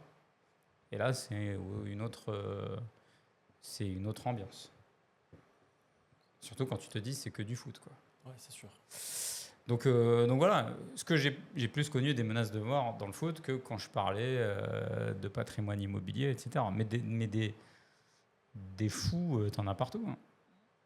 Mais ouais, c'est intéressant. Mais moi, en tout cas, c'est ma politique à travers les réseaux sociaux. Tu m'insultes, j'efface. Tu polémiques, j'ai pas le temps de te répondre. En fait, tu te concentres sur le positif. Ouais, bah, encore heureux, mais tu peux pas dire aux gens que tu es, en gros, je te dis une connerie, tu es la moyenne des 5 personnes qui t'entourent et ne lire que des messages négatifs dès 5 heures du matin où tu t'es levé. T'imagines ta journée, comment elle démarre? C'est dur, hein? Allez, efface tout de suite. Et tu sors ça de la tête, parce que sinon ça n'a pas de sens. Et tu délègues donc cette partie Ouais, il y a une partie où je la délègue, ouais. Il y a des réseaux que je vois pas, ouais. Comme YouTube? Ouais, YouTube, Insta, je sais qu'il y a mon community manager qui gère aussi, je gère aussi, je vois. Okay. TikTok aussi, mais je sais qu'il m'enlève plein de trucs. Okay. Il y a plein de trucs que je vois pas. Et Dieu merci, ça fait partie du deal entre nous. Il y a plein de trucs que je vois pas. Mais sinon, t'as pas fini. T'as pas fini. C'est polluant. Ouais, les réseaux sociaux, c'est polluant. Et puis moi, Je pars pas du postulat que j'ai besoin de nourrir la bête aux haters parce que je suis rémunéré sur le nombre de vues. Ok, Je ne vis pas sur le nombre de vues. Je comprends les anciens influenceurs, les polémistes, les machins, les mecs qui gèrent leur audience et qui vivent de leur audience à travers de la polémique. Pas moi. Non. Pas moi. Donc voilà, puis en plus de ça, moi j'estime que si tu veux me cracher dessus, fais-le dans ton coin, mais viens pas le faire en plus chez moi. Tu parlais du séminaire tout à l'heure, tu disais que c'était un modèle qui s'est essoufflé. Est-ce que tu penses que c'est quelque chose qui reviendra ou pas spécialement? T'en sais rien. En tout cas, il s'est essoufflé pour moi. Ouais. Moi, ça a été marrant parce que c'est vraiment du jour au lendemain. Du jour au lendemain où ça s'est effacé. Mais il s'est passé quoi? C'est que tu as fait un séminaire? J'en sais rien, il y a eu le Covid. Ah, Il y a eu le Covid. ah ouais, bah c'est Vraiment, ça. il y a eu le Covid et le business model, tu sentais que c'était un peu plus poussif. Mes séminaires s'appelaient Imo Pro.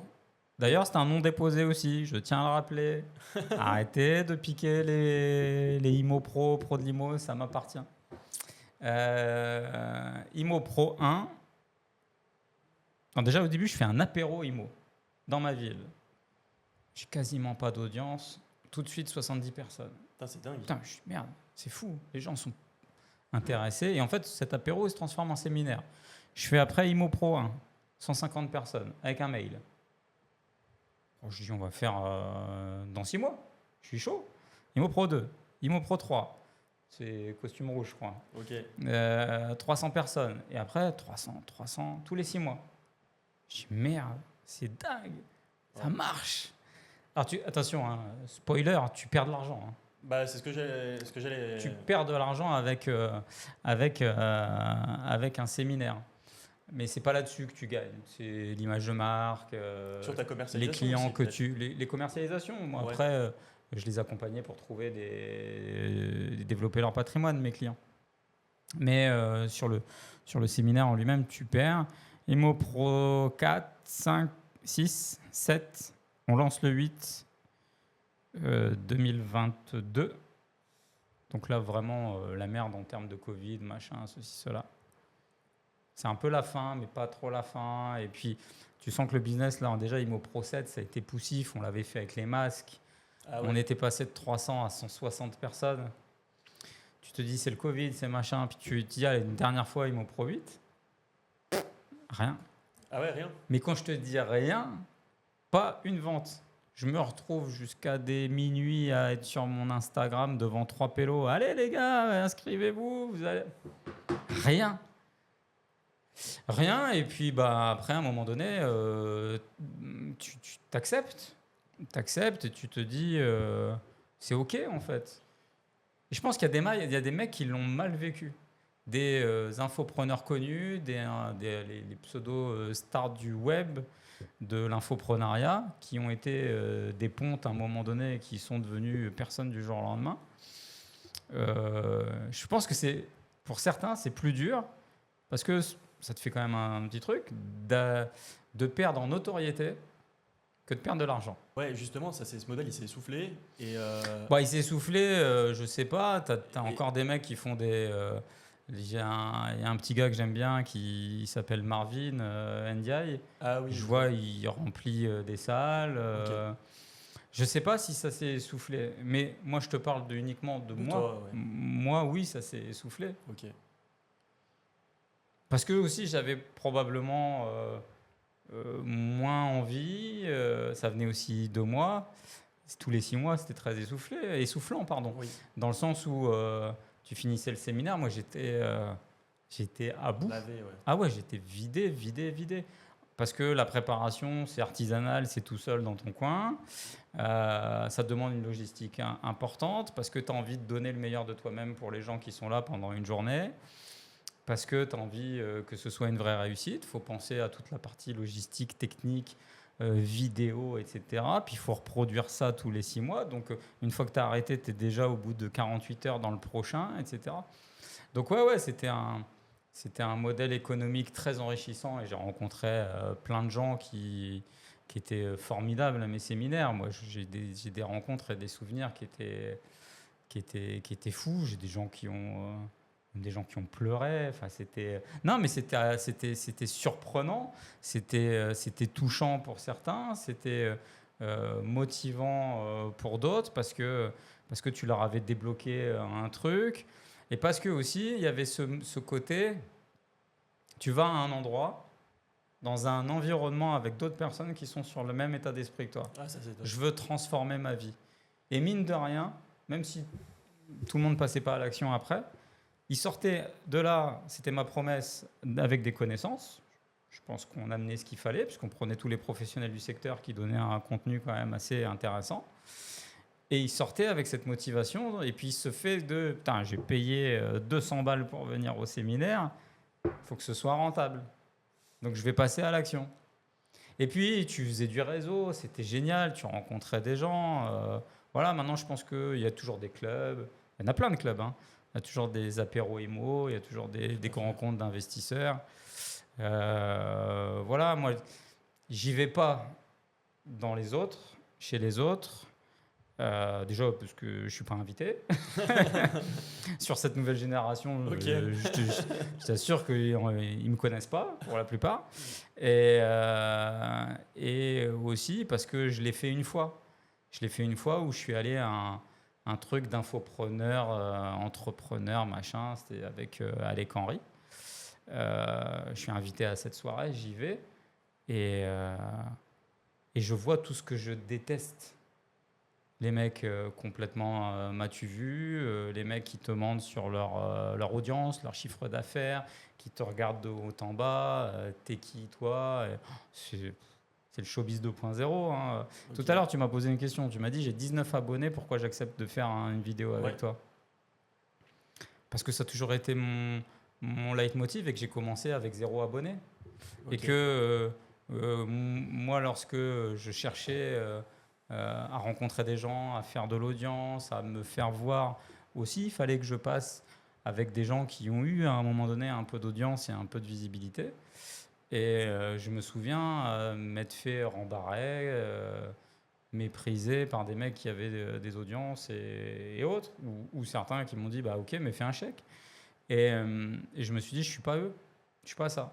Et en fait, je suis venu sur les réseaux pour transmettre. Et aujourd'hui, si j'y suis, j'ai à un moment donné dans ma partie vie réseau, je vais gagner de l'argent. Je pense que c'est toujours un levier pour en gagner, quelles que soient mes activités. Ma boîte de bâtiment, je la montre à travers les réseaux sociaux. Si j'ai un club de foot, je le montrerai à travers les réseaux sociaux. Le marchand, c'est quelque chose que je divulgue pas parce que là, c'est vraiment très, très fermé, etc. C'est surtout que, voilà, moi, le but à travers les réseaux sociaux, et je l'ai eu 1001 fois, mais je m'étais toujours dit, bon, le plus important, c'est de transmettre pour mes enfants. Ça, c'est la première des choses.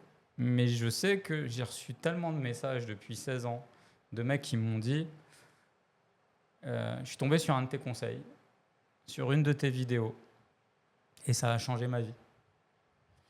Et ça, c'est la plus grande satisfaction et c'est le truc qui te nourrit le plus à travers de là où je viens, de qui je suis et de ce que j'ai pu proposer dans ma vie. J'ai pas dit que j'étais un mec bien, j'ai pas dit que je suis pas Gandhi, je suis pas Mandela.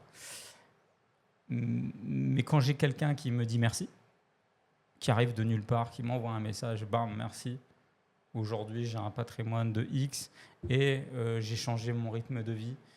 Où j'ai accepté, où j'ai entendu une vidéo de toi et en 2014 où tu disais ça et ça a bouleversé ma vie, mon rapport aux autres, mon rapport à ma vie économique et du coup je suis mieux avec ma femme, etc. Des messages comme ça, j'en ai eu des milliers. Et donc, voilà pourquoi on est là, tu vois. Eh ben, merci. Merci à toi. Je voulais reparler peut-être des formations que tu offres en ce moment. Et je voulais reparler du fait que tu fais plus de séminaires, on l'a dit plein de fois aujourd'hui. Non. Et est-ce que tu penses que c'est corrélé, que le marché de la formation, est-ce que tu referais de la formation aujourd'hui si tu te lançais? Est-ce que c'est un truc que tu... Non, mais la formation aujourd'hui, l'IA te suffit. Il faut savoir que depuis tout temps, la formation s'était créée limite par des marketeurs. Ouais. même dans l'immobilier. Mais t'en as fait à un moment donné. Oui, mais moi, c'était des vidéos issues de professionnels. Oui, bien sûr. Moi, c'était mon banquier, mon courtier, mon avocat en droit des affaires, un fiscaliste, un expert comptable. Tout à fait. Enfin, c'était ça mes formations. Bah, mais Issues de j'imagine pas- vrais. J'imagine pas autre chose en fait, c'est pour ça que. Ouais, moi non plus, j'imagine pas autre chose. Mais par contre, le marché, je le connaissais. Ouais, ok. Le marché, il était écrit, scripté par des marketeurs, etc. Bon, ok, pas de problème. Les bouquins étaient écrits par des marketeurs. Ok. Plein de mecs, plein d'infopreneurs ont sorti plein de livres. Ouais. Moi, j'en ai sorti 2. Influence financière. Influence financière et gagner. Mon plus gros four, mais je les ai écrits, alors avec quelqu'un qui écrivait pour moi, mais on y a passé des semaines et des semaines, parce que c'est moi, c'est mes tripes, c'est mon truc. Alors évidemment, il fallait quelqu'un de plus littéraire que moi pour écrire et pour me remettre les mots en page. C'était une femme exceptionnelle d'ailleurs qui nous a quittés. Mais si tu veux, les formations aujourd'hui, pour en revenir là, tu as l'IA. Tu penses qu'avec l'IA, ça. Les mecs aujourd'hui, ils te fournissent des formations d'intelligence artificielle. Avant, elles étaient dirigées par des copywriters. Ouais. Voilà, tu as des mecs qui se prétendaient experts immobiliers, mais qui te lisaient des formations écrites par des copywriters, qui avaient, entre guillemets, avalé des livres et puis recraché en vidéo. Et ça marchait.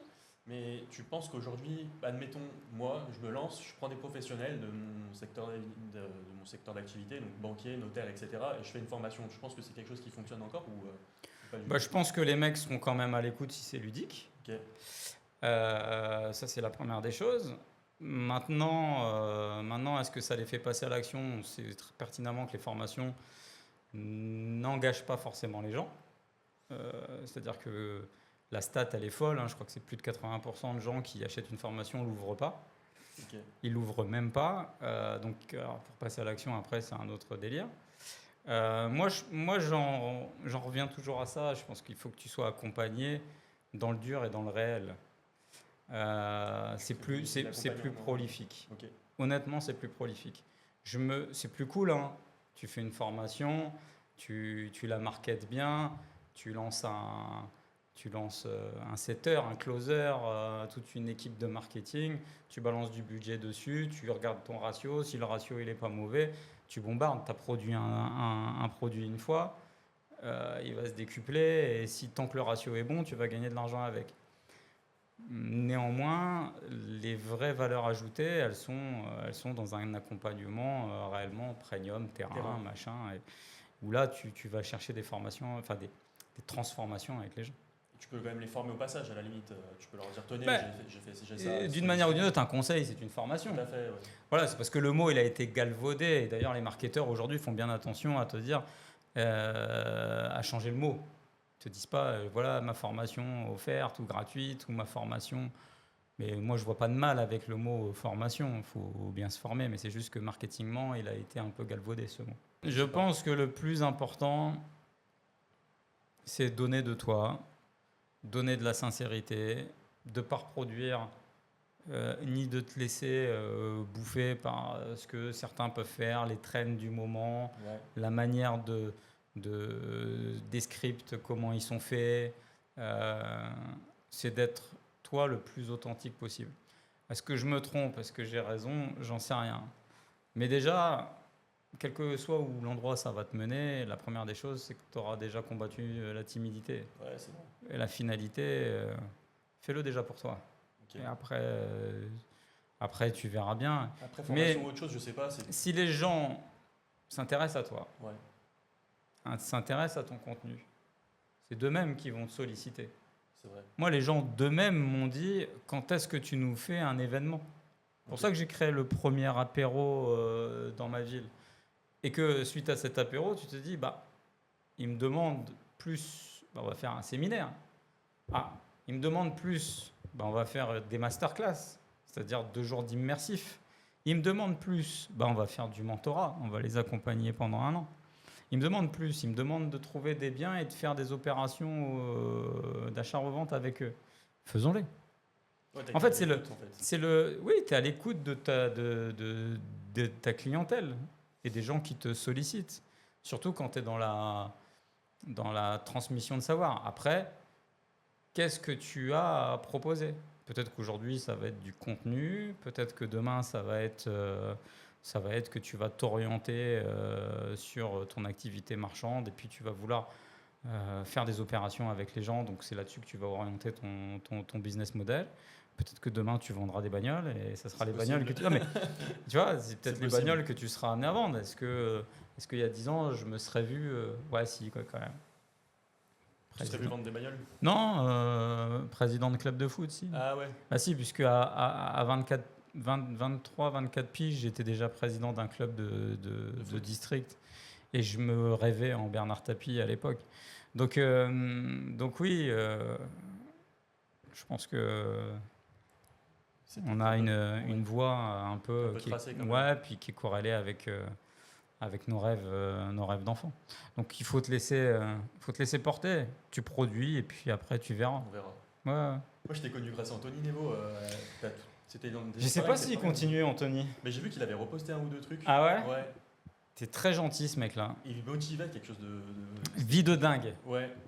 Vie de dingue, Anthony Nevo, qui était, je crois, un des premiers youtubeurs mindset business, machin, formation en ligne, etc., à taper les 100 000 abonnés sur YouTube. C'est possible, ouais. Ouais, je crois que c'est ça. Et du coup, je m'étais dit, waouh, si un jour je fais une vidéo avec lui, je vais péter. Et très gentil. Ouais. Un message, un mail à l'époque, parce qu'on ne se contactait pas il n'y a pas Instagram. C'est pas comme ça. Non, un mail, et puis on a fait une vidéo à l'arrache comme ça. Pareil, j'avais fait pas mal d'heures de route pour aller le voir, et on avait fait une vidéo. Et ça a pété ou pas? Non, pas du tout. Pas du tout, mais dans le microcosme. C'était bien. Ouais, puis bonne rencontre en fait. Moi, j'ai fait des super rencontres à faire des vidéos avec des gens. Il y a des gens avec qui j'ai fait des vidéos qui m'ont pas plus inspiré que ça. Et que ce soit eux qui m'aient demandé ou moi qui leur ai demandé. Voilà. Mais c'est des rencontres. C'est des moments. C'est-à-dire que c'est aussi ça. Moi, je pars du postulat que je dis oui à tout. Ok. Entre guillemets. Aux expériences et aux rencontres. Attention, il ne faut pas que ce soit monté et coupé. C'est-à-dire que tu ne vas pas aller dans une boîte échangiste. Mais sur l'idée de rencontrer des entrepreneurs, d'échanger une discussion autour d'un podcast, moi, j'ai toujours été assez ouvert à ça. Et non, j'ai fait des rencontres très intéressantes. Fait des rencontres aussi à la con avec des mecs où c'était l'ego trip parfait. À l'époque, nous, de YouTube, quand on commençait, tu avais 1000 abonnés, tu étais quelqu'un. Surtout dans cette niche-là. Dans la niche immobilière. Ouais. Je crois qu'au départ, je ne te dis pas une bêtise, mais un mec comme Cédric Anissette, je crois qu'il avait 15-16 000 abonnés, c'était le mec intouchable. Ouais, bah, il a continué sa progression. Hein. Oui, mais pas autant que tu aurais pu l'imaginer. Ouais. Donc, mais c'est tout ça pour te dire que il y avait des levels comme ça aujourd'hui. Et maintenant, on a tous des faux comptes, des faux abonnés. Ah ouais? Ouais. Mais déjà à la base, à l'époque, beaucoup de choses. Tout ce qui est sur les réseaux sociaux... Je suis naïf. Est un peu trouble. Un peu... Mais ouais, c'est un monde particulier. C'était progressivement, dès le début des années 2010, on a commencé à passer un gap de la télé était en train de mourir progressivement. Le début de YouTube, des plateformes, des machins. Alors aujourd'hui, on est à l'apogée. C'est-à-dire qu'à un moment donné, la télé, ça sera terminé. Aujourd'hui, le seul moyen de la télé de faire des vues et de récupérer sur leurs émissions, c'est de couper leurs émissions, de les foutre sur les réseaux et à un moment donné, retargeter pour qu'après les gens retrouvent la télé. Mais la vraie télé, elle est avec ton smartphone aujourd'hui. C'est sûr. Un gamin là qui... Mes gosses à moi, et c'est pas génération télé. Ouais, c'est téléphone. Ouais. Enfin, non, ils n'ont pas le droit. Mais ils ont l'iPad ou quelque chose, non? Ouais, mais séquestré. mais tout ça pour te dire que c'était un monde c'était un monde. Mais déjà, en 2010, 2011, 2012, il y avait déjà des mecs qui avaient un boulard comme ça, des menteurs sur leurs chiffres. Rien n'a changé. Hein. Faut faire gaffe. Rien n'a changé. Faire gaffe à ça. Tout s'est juste amplifié. C'est juste qu'avant, tu avais 15 acteurs et aujourd'hui, tu as des millions d'acteurs. Si aujourd'hui, je peux scroller mon téléphone, je vais être targeté par des mecs qui ont 150 000 abonnés que j'ai jamais vus de nulle part. Je connais pas ils n'ont même pas de YouTube ou ils n'ont même pas de chaîne YouTube et ils ont des Insta avec des comptes. Ils accompagnent des centaines de personnes, etc. sur l'immobilier. Ils sortent d'où? Mais c'est qu'ils ont suivi les bonnes trends, le bon truc, le machin. Ah, et toi, tu ferais quel type de contenu aujourd'hui? Parce que c'est vrai que là, ce qu'on fait actuellement, ça commence à être... Le podcast? Ouais, c'est comme vu non. un paquet de fois, non? Non, parce que le podcast, il va pas être beaucoup vu, ce podcast-là. Non. Il va pas être beaucoup vu. Pourquoi? À moins qu'on ait une surprise, mais ça m'étonnerait. Ouais. Oui, mais il va pas être beaucoup vu parce que d'une manière ou d'une autre, ton algorithme, il a même pas démarré à chauffer. Non. Donc, tu vas faire au mieux 300 vues. Tu vas être bloqué à 300 vues. Par contre, sur ton Insta, une fois que tu vas couper tes shorts, que tu vas en bombarder, parce que là, tu vas avoir du contenu, tu vas avoir 2 heures, tu vas bombarder. Moi, je vais te repartager. Merci. Donc, tu vas avoir, à un moment donné, ça va faire 3 000, 5 000, 10 000 vues. Puis, il y en a peut-être un, il va faire 400 000 vues. Ok. Et là, du coup, tu vas commencer à gagner de l'abonné. Okay. Mais YouTube est une plateforme... même les shorts YouTube, ils percent moins, à moi de ce que je vois, par rapport aux miens. Encore une fois, je me base simplement que les shorts Insta ou même que les shorts TikTok. Il y a des choses que tu dis sur TikTok qui fonctionnent très fort, qui fonctionneront. C'est pour ça qu'on m'appelait le président TikTok. Parce que sur TikTok, je faisais des scores incroyables. Parce que c'est jeune TikTok. C'est très très jeune. Et je parlais foot. Ouais, donc foot, ça te touche déjà le gamin de 8 ans qui a son smartphone. Ouais. Et alors là, c'est la folie. Mais en même temps que ça touche le gamin de 8 ans qui a son smartphone, c'est le gamin de 8 ans qui te fait un commentaire quand même. Mais c'est rigolo. Donc ouais, le système aujourd'hui, c'est l'omniprésence. Faut être sur tous les fronts, ouais. Ouais, c'est d'être sur toutes les plateformes, d'être de manière permanente à poster des stories, des réels cachés sur ton compte Instagram. Comment ça, des réels cachés? Oui, il y a une fonctionnalité pour avoir des réels qui chauffent un peu avec un algorithme différent.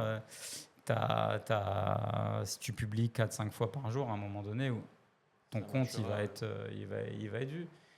Mais aujourd'hui, cette trend d'être ultra visible, elle est faite par des centaines de milliers de personnes. Ouais. Donc maintenant, je ne saurais même plus, il y avait un chiffre qui était dingue sur YouTube, je crois que c'est 1 milliard de vidéos par jour, ou j'en sais rien, qui sont postées. Putain, je te dis, non mais vraiment, je te dis peut-être une connerie, ça doit être même pire. Et t'imagines pas sur Meta, Facebook, Instagram, et puis TikTok, le nombre de shorts, de trucs, t'es perdu après maintenant, en termes de contenu, en termes de valeur. Donc forcément, c'est rester concentré.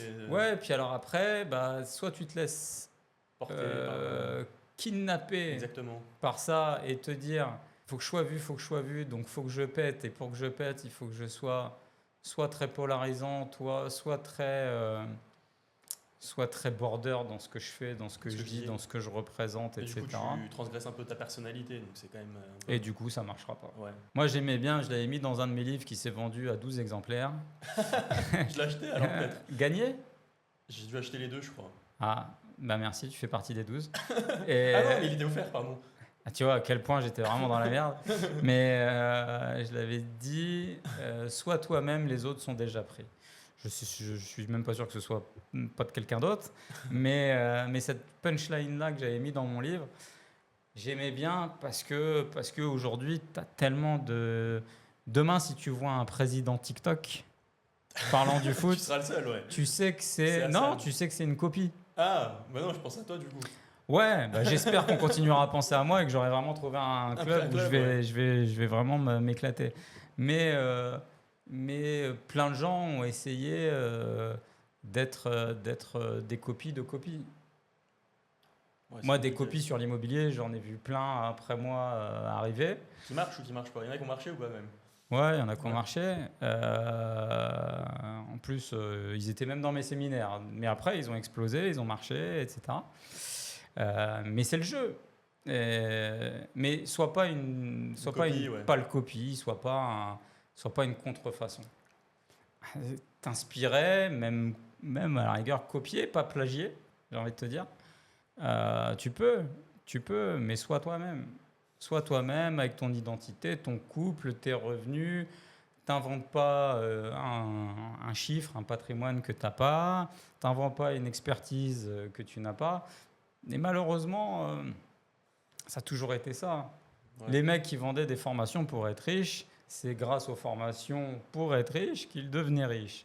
Du coup, le cercle était vertueux et du coup, après, le branding, le personal branding était fort parce que il avait la villa, il avait la bagnole, il avait le machin. Du coup, bah, ça faisait grossir sa commu et c'était un cercle vertueux. Et ça s'est perduré dans les dernières années avec tous les mecs à Dubaï qui sont partis période Covid, qui ont loué une ou deux Lambeaux et qui t'ont fait du copy trading ou des choses comme ça. Et c'est les dérives. Mais tu changeras pas. Dans 10 ans, ça sera pareil. Dans 10 ans, ça sera la même chose. Et c'est pas forcément le plus grand des experts et le meilleur des techniciens qui a la meilleure audience. Et de moins en moins. Et ça sera de moins en moins ça. Ça sera le mec qui sait le mieux se mettre en avant à travers les réseaux sociaux. Le mieux polariser. Ça sera ça. Ça sera ça. Ça sera celui.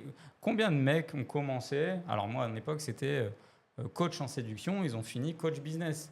Combien de mecs ont commencé en étant.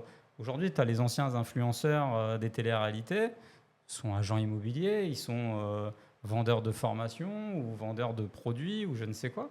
Ils sont plus influenceurs. Ils se sont recyclés. Combien de mecs ont commencé en faisant de l'audimat pas très clair et pas très soft?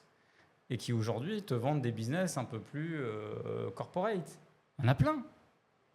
Donc en fait, ça dépend ton éthique, où tu veux aller, qui tu veux être. Ouais, faut faire attention. Surtout quand on communique les chiffres, ils peuvent être changeants d'une manière ou d'une autre. Les Mm. patrimoines, ils sont amenés à bouger. Moi, je sais que je peux être amené à vendre ce que j'ai, etc. Donc, ce qui est vrai un jour Non mais n'est pas tout vrai à le l'heure, tu lendemain. m'as posé la question et j'étais un peu long à répondre, etc. Mais mon Ah non, mais... patrimoine, il a énormément fluctué. Ah oui, tout à fait. Et le patrimoine immobilier d'un actif, lorsque mon stock est plein et d'une réalité de demain, il n'est pas le même. Mes encours ne sont pas les mêmes, mon stock n'est pas le même, puisque au même titre, il bouge. Il évolue, il est constamment dans le changement. Mais il faut juste pas se travestir à travers les réseaux sociaux, être toi-même, mais à un même temps donné, tu vas retaper une vidéo de moi il y a 15 ans, je suis pas sûr que je dise les mêmes choses il y a 15 ans qu'aujourd'hui. Non, t'as changé, ouais. C'est normal. J'ai changé capillairement déjà. Je voulais pas le dire. J'ai pas de problème avec ça. Mais déjà ça, il faut accepter de. Moi, j'ai grandi avec les réseaux sociaux, j'ai évolué avec les réseaux sociaux et mon discours, il a. Mais en tout cas, le fond a toujours été le même. Non, ouais, c'est sûr. Partager, transmettre. Sur les affaires, l'entrepreneuriat, le business, j'ai jamais vendu du rêve. D'ailleurs, c'était devenu même une trend un moment. C'est encore un peu une trend aussi pour certains. De copier le marketing de je ne suis pas un vendeur de rêve. Ça a été ça aussi à un moment donné. Mais je pense qu'il faut être soi-même et garder sa ligne de conduite.